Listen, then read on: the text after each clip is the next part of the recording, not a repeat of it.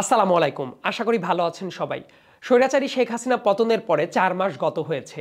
এই রাজনৈতিক বাস্তবতায় বাংলাদেশের বর্তমান যে বৃহত্তম দলটা আছে, পলিটিক্যাল দলটা আছে বিএনপি, সেই বিএনপিকে নিয়ে কিছুটা পার্সোনাল অ্যাসেসমেন্ট আমি করার চেষ্টা করছি।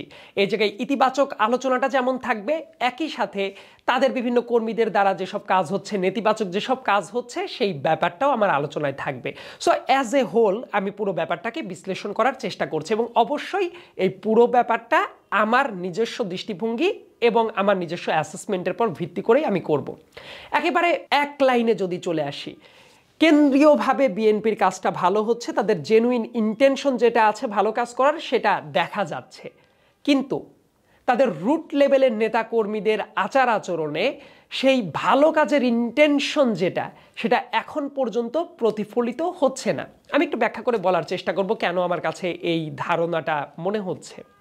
কেন্দ্রের আলোচনায় যদি আসি, বাংলাদেশের এই যে গণতন্ত্রকে পুনরুদ্ধার করার জন্য যে একেবারে জেনুইন কমিটমেন্ট, তাদের কথা এবং কাজের মাধ্যমে তাদের কেন্দ্রীয় নেতাদের কিন্তু সেই ইন্টেনশনটা আছে বলেই আমার কাছে মনে হয়েছে। এই আলোচনাটা করা জরুরি একটা পয়েন্টের উপর ভিত্তি করে যে ৩১ দফা বিএনপির, এটা তো এই আন্দোলনের পরবর্তী সময়ে না, যখন হাসিনা রেজিম ছিল ২০২৩ সালেই এটা আনুষ্ঠানিকভাবে এইটা প্রচার চালানো হয়েছে এবং তারও আরও ১ বছর আগের থেকে এটা নিয়ে কাজ করা হয়েছে। এবং এই যে ৩১ দফা, এই ৩১ দফা আমার কাছে মনে হয় বিএনপির রুট লেভেলের যত নেতাকর্মী আছে তারাও এই ৩১ দফা নিয়ে একেবারে কতটা জানাশোনা আছে, এটা নিয়ে কতটা রিসার্চ করা দরকার, এই জায়গায় আমার মনে হয় তাদের অভাব আছে তাদের কাজকর্মের ভেতরে। কারণ এই ৩১ দফার ভেতরে এমন অনেক সংস্কারমূলক কাজ আছে যেটা যদি করা যায় বাংলাদেশটা একেবারে আমূলে বদলে দেওয়া সম্ভব, কিন্তু ওই যে রুট লেভেলের নেতাকর্মীদের ভেতরে সেই রিফ্লেকশনটা, আমি বলছি না যে একেবারেই নাই, আছে, তবে সেটা খুবই কম পরিলক্ষিত হচ্ছে বলেই আমার ব্যক্তিগত অবজারভেশন। ৩১ দফার আলোচনাতে যদি যাই, খুবই পার্টিকুলারলি কয়েকটা পয়েন্ট: তত্ত্বাবধায়ক সরকার লাগবে ইলেকশনের জন্য, নির্বাহী বিভাগ, আইন বিভাগ, বিচার বিভাগ, এই প্রত্যেকটা জায়গায় সংস্কারের খুবই ক্রিটিক্যাল কিছু জায়গা ধরে ধরে তারা কিন্তু কমিটমেন্ট দিচ্ছে জাতির সামনে যে এই জায়গাগুলো কীভাবে সংস্কার করা যায়। যে ব্যাপারটা দেখে আমার কাছে সবচেয়ে বেশি ভালো লেগেছে, মানে ইনস্টিটিউশনগুলো ঠিক করার খুব জেনুইন কমিটমেন্ট সেই ৩১ দফার ভেতর আছে। ইনস্টিটিউশন মানে আমি মোটা দাগে যদি মেজর কয়েকটাকে বলার চেষ্টা করি, ইলেকশন কমিশনের কথা যদি বলি, মানবাধিকার কমিশন, দুর্নীতি দমন কমিশন, এই আলোচনাগুলো আমি টানছি। একই সাথে তারা ওই যে ন্যায়পালকে নিয়ে রিভাইজ করার প্ল্যান করছে, যেটা এতদিনে ছিল না। তারা আর্টিকেল 70 এক্সিস্টিং কনস্টিটিউশনে যেটা আছে ওইটা নিয়েও কাজ করার তাগিদ অনুভব করছে, কয়েকটা কন্ডিশন রেখে আর্টিকেল 70-র যে এমবার্গো যেটা আছে এমপিদের কথা বলার, সেই জায়গাটা তুলে দেওয়ার প্ল্যান করছে। এটা খুবই ইতিবাচক একটা ব্যাপার। একই সাথে তারা মানবাধিকারের প্রতি যে কমিটমেন্টটা অ্যাটলিস্ট তাদের লেখায় এবং ওই ৩১ দফার ভেতরে আছে, সেটা খুবই চমকপ্রদ। মানবাধিকারের পাশাপাশি স্বাস্থ্য নিয়ে, চিকিৎসা নিয়ে, মানে খুবই যুগোপযোগী কিছু কনসেপ্ট তাদের ভেতরে আছে। ইনফ্যাক্ট আমি যেটা মনে করি, এই তাদের ৩১ দফা যেটা আছে, তারা যদি পুরোটা বাস্তবায়ন নাও করতে পারে, এইটা যদি 70% বাস্তবায়নযোগ্য হয় তাদের দ্বারা, এবং তারা যদি এটা মনে করে 70%ও তারা বাস্তবে পরিণত করবে, আমার কাছে মনে হয় বাংলাদেশ বর্তমান অবস্থার চেয়ে অনেক গুণ ভালো হওয়াটা সম্ভব, স্রেফ ওইটার যদি 70% করে। কিন্তু দিন শেষে আসলে কি হবে না হবে, তারা যদি রাষ্ট্র ক্ষমতায় আসে তারপরে তাদের কাজের মাধ্যমে সময়ই বলে দিবে। আমরা আসলে ওই সময়টা হওয়ার আগ পর্যন্ত এইটা নিয়ে এর চেয়ে বেশি লম্বা আলোচনা করব না। বিএনপির ৩১ দফা নিয়ে আমি অন্য কোনো সময়ে আমার বিস্তারিত অ্যাসেসমেন্ট তুলে ধরতে পারি। এই ৩১ দফার ভেতরে আমার একটা পয়েন্ট নিয়ে একটা দ্বিমতের জায়গাটা আছে। যেমন ওই জায়গায় বলা হচ্ছে যে পর পর ২ বারের বেশি কেউ প্রধানমন্ত্রী হতে পারবে না। আমি ব্যক্তিগতভাবে যেটা মনে করি, এটা পর পর ২ বার না, এটা অ্যাবসলিউটলি ২ বারই হওয়া উচিত, যে ২ বারের বেশি কেউ বাংলাদেশের প্রধানমন্ত্রী হতে পারবে না, লাইক আমেরিকার প্রেসিডেন্সিয়াল সিস্টেমের মতো। তো এইটা নিয়ে আমি লম্বা আলোচনায় যাব না। এই ৩১ দফা নিয়ে তারা যেভাবে লিখেছে, যেটা প্রচার করার চেষ্টা করছে, কিন্তু এটার রিফ্লেকশনটা তাদের রুট লেভেলের নেতাকর্মী পর্যন্ত পৌঁছাচ্ছে না। এটা একটা কিন্তু সিরিয়াস কনসার্নের ম্যাটার। এবং আরেকটা ব্যাপার হলো, কেন্দ্র থেকে যে ভালো ডিসিশনটা নেওয়া হচ্ছে, এটা রিফ্লেকশন মানুষ কি দেখে, মানুষ কিন্তু আসলে তাত্ত্বিক আলোচনার চেয়ে তাদের নেতাকর্মীরা কি কাজটা করছে এইটা খুব মনোযোগ দিয়ে দেখে। ওইটাই হলো তাদের নেতাদের নির্দেশ, নেতাদের পরিচয়। কিন্তু এই কাজটা করতে বিএনপির রুট লেভেল পুরোপুরি ব্যর্থ হচ্ছে। আমি পার্টিকুলার কয়েকটা ঘটনার কথা বলি। এই শেখ হাসিনা পতনের পরেও বাজার দখল, বাস স্ট্যান্ড দখল, ট্রাক স্ট্যান্ড দখল, বালুমহাল দখল, লুটপাট বিভিন্ন জায়গায়, এটা কিন্তু বিএনপির রুট লেভেলের কর্মীরা করছে। কেউ যদি বলে যে না বিএনপির রুট লেভেলের নেতা কর্মীরা এটা করছে না, এটা একেবারেই মিথ্যা কথা হয়ে যাবে। এমনকি অনেক জায়গায় আগে এক সময়ে এমপি ক্যান্ডিডেট ছিল, একেবারে প্রমিনেন্ট নেতার ছত্রছায়ায় যারা আছে, রুট লেভেলে এমন মানুষদের দ্বারাও নানা ধরনের অপকর্মটা হচ্ছে। তারা অনেকে হয়তোবা মনেই করছে যে তারাই সরকারে আসবে, এটা নিশ্চিত। কিন্তু পরিবর্তিত রাজনৈতিক ব্যবস্থা যে এই রকম না, মাইন্ডসেটে যে পরিবর্তন আসাটা দরকার ছিল, আমার কাছে মনে হয় তারা এই বাস্তবতা থেকে অনেক দূর চলে গেছে। এমনকি বিএনপির অ্যাক্টিং চেয়ারম্যান তারেক রহমান, তিনিও কিন্তু অনেক সাবধানী মানুষ, বর্তমানে অনেক চমৎকার কথাবার্তা বলছেন, এবং ওনার ভেতরেও দেখা যাচ্ছে অনেক পরিণত রাজনীতিবিদের যে সাব, যেটা আমার কাছে ব্যক্তিগতভাবে মনে হয় সেটা একেবারে পরিপূর্ণভাবে উনি অ্যাটলিস্ট ওই আগস্ট মাসের পর থেকে সেটা দেখাতে পারছেন। উনি কিন্তু নিজেই বলছেন যে শুধুমাত্র বিএনপি একা দেশের সংস্কার করতে পারবে না, পরবর্তী নির্বাচিত সরকার আসার পরেও উনি একটা জাতীয় সরকার দেখতে চান। এটা কিন্তু জাস্ট এই তো 2 দিনের ভেতরেই কিন্তু বলেছেন যে ফ্যাসিবাদ পতনের আন্দোলনে যারা ছিল প্রত্যেকটা দলের মানুষকে নিয়ে উনি জাতীয় সরকারের কথা কেন বলছেন? উনি দেশের রাজনীতিটাকে রিড করতে পারছেন খুব ভালো মতো, বৈশ্বিক ব্যাপারটাকে উনি খুব ভালো মতো ধারণ করতে পারছেন, যেটা অনেক রুট লেভেলের নেতাকর্মী এখনো মনে করছেন না। তারা এখনো মনে করছেন ওই 20 বছর আগে যেভাবে রাজনীতিটা করেছেন, বোধ হয় একই প্যাটার্নে একইভাবে রাজনীতিটা আবার তারা করতে পারবে। তারেক রহমান কিন্তু অনেকবার করে সাবধানী হওয়ার কথা বলছে তাদের নেতাকর্মীদেরকে, কিন্তু রুট লেভেলে সেই বার্তাগুলো আমার কাছে মনে হয় ঠিক মতো এখনও পৌঁছাচ্ছে না। পৌঁছালে তো তারা আসলে যে ধরনের অপকর্মে অনেকে নিমজ্জিত আছে সেই কাজটা হতো না। তো বিএনপি একটা ভালো কাজ যেটা করছে আমার কাছে মনে হয়েছে, অনেকের বিরুদ্ধে তারা স্টেপ নিয়েছে, 600-র উপরে তাদের নেতাকর্মীকে বহিষ্কার করেছে, তারপরে কয়েকজন নেতার বিরুদ্ধে খুব সিরিয়াস লেভেলে স্টেপ নিয়েছে। Yes, this is appreciated, but আরও অনেক বেশি সচেতন হওয়ার দরকার আছে। কারণ নেতারা কি ডিসিশন নিল, এটা রুট লেভেলে বিভিন্ন জেলা শহরে, উপজেলা লেভেলে, গ্রামগঞ্জে তার প্রতিফলনটা না ঘটলে এইটা খুব বাজে রকমের ডিজাস্টার হয়ে যাবে। এমনকি অনেক পতিত স্বৈরাচারের নেতাকর্মী যারা আছে বা সুবিধাভোগী যারা আছে, তাদের কাছ থেকে টাকা খেয়ে তাদেরকে পুনর্বাসন করার কাজ করছে। রুট লেভেলে এমন বহু কাজ ঘটছে।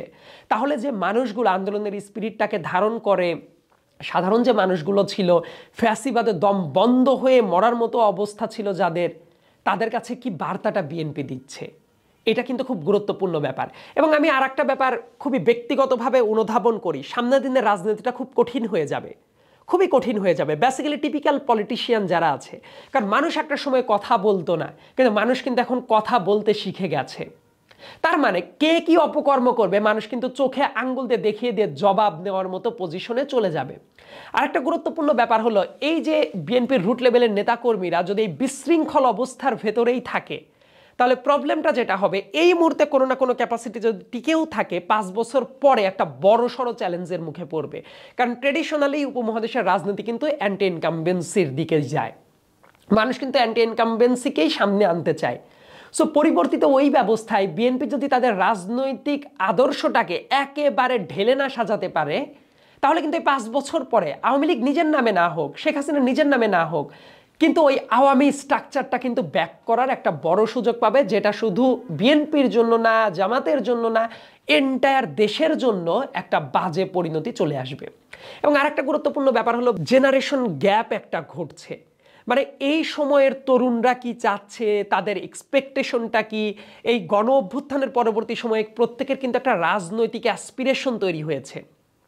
কিন্তু বিএনপির যারা অনেক সিনিয়র লেভেলের নেতা আছেন, আমি তাদেরকে অসম্মান করে কথা বলছি না, অবশ্যই তাদের প্রতি সম্মান প্রদর্শন করেই বলছি, কিন্তু তাদের একটা যে মাইন্ডসেট, অনেকের, আমি সবার কথাও বলছি না, তাদের যে মাইন্ডসেট ওইটার সাথে এই যে তরুণদের মাইন্ডসেট, এই দুইটার ভেতরে কোনো কানেক্টিং ব্রিজটা নাই। এই ব্রিজটাই স্থাপন করা আমার কাছে মনে হয় অত্যন্ত জরুরি।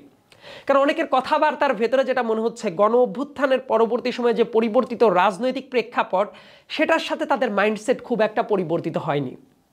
এবং এইটা নিয়ে আমার মনে হয় খুব সিরিয়াসলি কাজ করার দরকার আছে। এই জেনারেশনের ভেতরে যে এই গ্যাপটা যদি পূরণ না করতে পারে, এটা কিন্তু বড় একটা ক্রাইসিস তৈরি করবে বিএনপির ইমেজের জন্য এবং সামনের দিনে বিএনপির ফাংশনিংয়ের জন্য। কারণ মানুষের কাছে এই গণ অভ্যুত্থানের পরবর্তী সময়ে কি মেসেজটা যাচ্ছে, সেটা খুবই গুরুত্বপূর্ণ।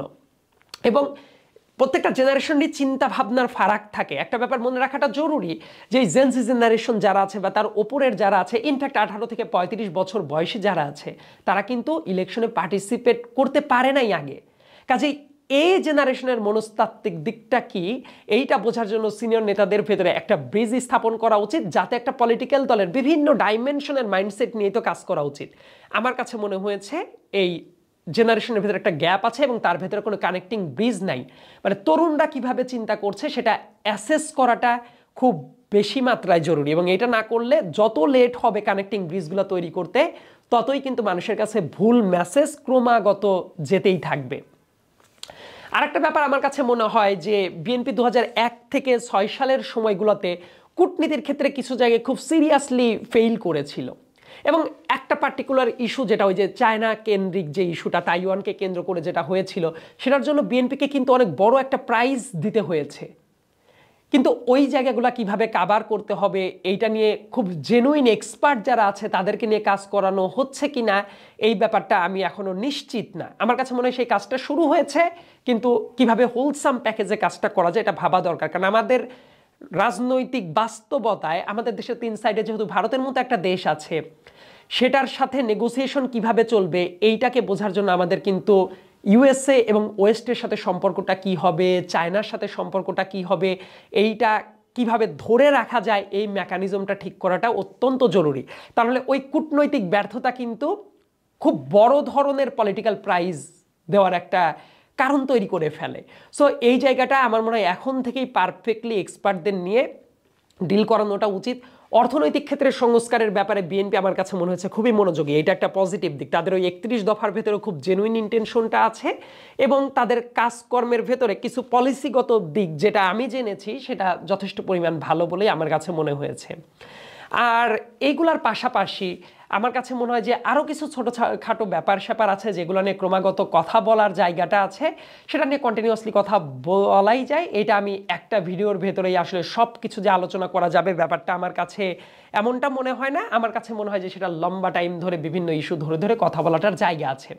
আমি জেনুইনলি একটা ব্যাপার বিশ্বাস করি, তারেক রহমানের সামনে স্টেটসম্যান হওয়ার সুযোগটা আছে। আমি কয়েকটা টিভি টক শোতেও এই কথাটা বলেছি খুব সচেতনভাবেই। সেটা আলটিমেটলি হবে কি না সেটা সময় বলে দিবে, এবং তারেক রহমান সেই সুযোগটা কিভাবে ইউজ করবে সেটা তার উপরেই ডিপেন্ড করবে।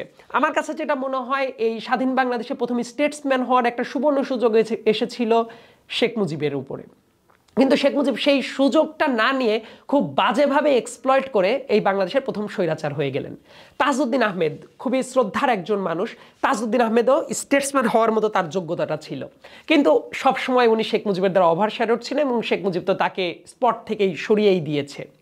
তারপরে জিয়াউর রহমান একদম পারফেক্ট পজিশনে আগাচ্ছিলেন স্টেটসম্যান হয়ে যাওয়ার জন্য, এবং অনেক কাজও এগিয়ে ফেলেছিলেন, কিন্তু দুর্ভাগ্য ওনার খুবই অল্প সময়ের ভেতরেই উনি মারা গেলেন। প্রকারান্তরে ওনাকে মেরে ফেলা হলো, তা না হলে সেই কাজটা উনি এগিয়ে নিতে পারতেন। আর বর্তমান পরিবর্তিত রাজনৈতিক ব্যবস্থায় তারেক রহমানের সামনে হিউজ একটা সুযোগ আছে, এবং এই সুযোগটা বারবার কিন্তু সবাই পায় না। মানে টিপিক্যাল একজন সরকার প্রধান হওয়ার মতো জায়গা আর একজন স্টেটসম্যান হওয়ার জায়গার ভেতরে কিন্তু অনেক পার্থক্য আছে। নর্মাল ট্রেডিশনাল ওয়েতে যদি ক্ষমতার পালা বদল ঘটতে থাকে, এই স্টেটসম্যান হওয়ার সুযোগটা রাজনৈতিক বাস্তবতায় বাংলাদেশে হওয়াটা খুব টাফ, কিন্তু ওনার সামনে এখন নানা ধরনের এক্সপেরিমেন্ট করার কিন্তু সুযোগটা আছে।